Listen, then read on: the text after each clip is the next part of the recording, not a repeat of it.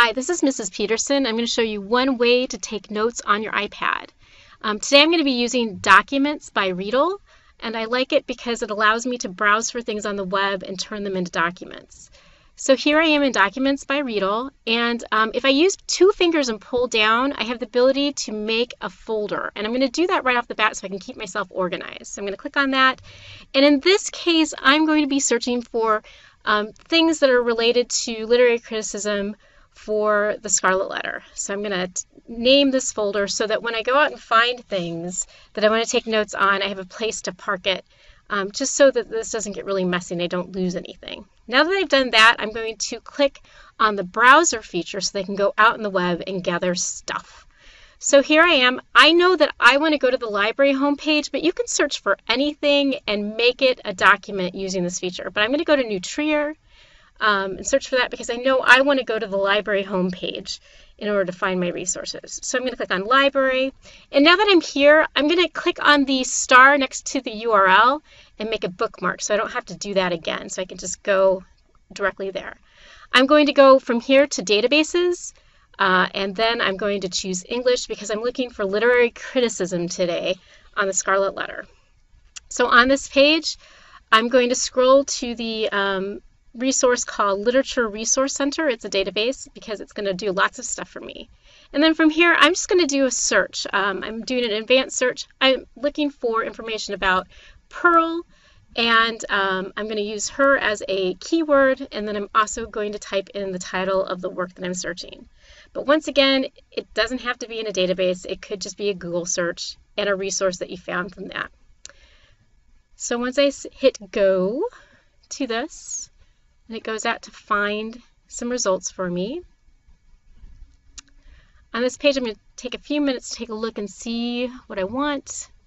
Looks like number 2 has Hawthorne's Pearl in the title. I think that might be good. So I'm going to take a minute and open it up. And I'm going to eyeball it to make sure it's something that I actually want to take notes on. Yeah, it looks pretty good to me. I see Pearl and Scarlet Letter all through it. That sounds great. So in the top right-hand area of the screen, I'm going to click on that, and I'm going to choose Save Page. And then it gives me an opportunity to save it. I'm going to rename it because it gives it a weird name. I want to name it something so I know what it is. So I'm going to go ahead and name it Hawthorne's Pearl, just so they know. And then notice on the screen, PDF document is clicked. You want PDF document to be clicked no matter what you're saving. If it's a website or a document that you found on the web, everything needs to be saved to PDF in order to use the note feature.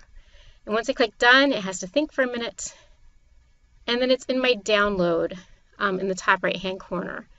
So there it is, titled what I titled it. And if I click on it, it's now in my downloads, but I want to get it to my documents because that's where my folder is. So I'm going to actually grab it and just drop it into Documents. And there it is. So I'm going to pick it up again because I still need to get it into the folder. Bam, done.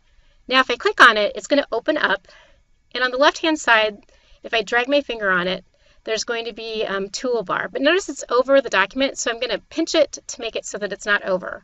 So now I can use these tools to do things like I can highlight. There is a handwriting tool, but my handwriting stinks, so I like the typing tool. If I have white space, I can type notes in off to the side. It keeps it nice and neat. I can change the color if I wanted to. There is also tools to make kind of lines and circles so I can connect my notes to the actual document. And if I don't have a whole lot of white space, there is a feature where I can do a pop-out, like a post-it note. So I can kind of type over the page, and then once I hit return and click back on the document, it just becomes back down to like a little 3-dotted note that just kind of hovers there.